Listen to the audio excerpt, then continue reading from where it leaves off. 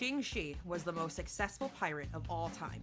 During her peak, she led a fleet of over 1,500 ships with a crew of over 80,000 men. Her fleet engaged in major conflicts with some of the mightiest nations in her time. Ching Shih was born in China in 1775. Her birth name was Shi Yang. She began her career as a prostitute turned madam using pillow talk to acquire political and criminal secrets to develop influence.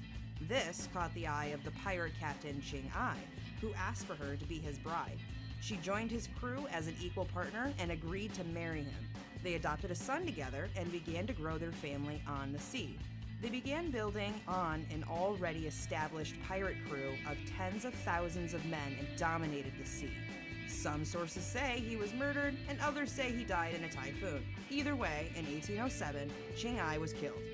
The name we know her by, Ching Shih, is translated to widow of Ching Ai. In pursuit of power, Ching Shih then married her adopted son and heir to the massive pirate empire. Though the marriage was illegal in China, it appeased the fleet and Ching Shih took full command. Under her leadership, they developed into the biggest fleet of pirates ever assembled. She won battles against the Chinese, Portuguese, and the British East India Company Navy. She did this with a firm code she developed for her crew. The code included such laws as never give orders to someone that didn't come directly from Ching Shih and never disobey a commander. Consequences for breaking this code was beheading. It was forbidden to steal from villagers helping the fleet. A pirate received 20% of all booty plundered.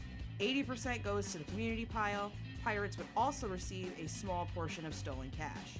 There were strict laws forbidding infidelity and pirate hostage sexual relations. Any pirate who raped a captive would be killed, and if the captive consented, she also would be killed by having her legs tied to cannonballs and thrown into the ocean. After years of reigning over the sea, the Chinese government offered her a pardon to leave the pirate life. Her conditions were to be able to keep all the money and treasure she acquired over the years and for the government to recognize her marriage to her once adopted son. Retired life served her well, and she advised the Chinese government through many of their battles with Britain and the East India Company. After her husband died, she retired to Macau, where she ran a gambling house, a salt business, and consulted for the Chinese government during the Opium Wars. She died in 1888 at 69 years of age.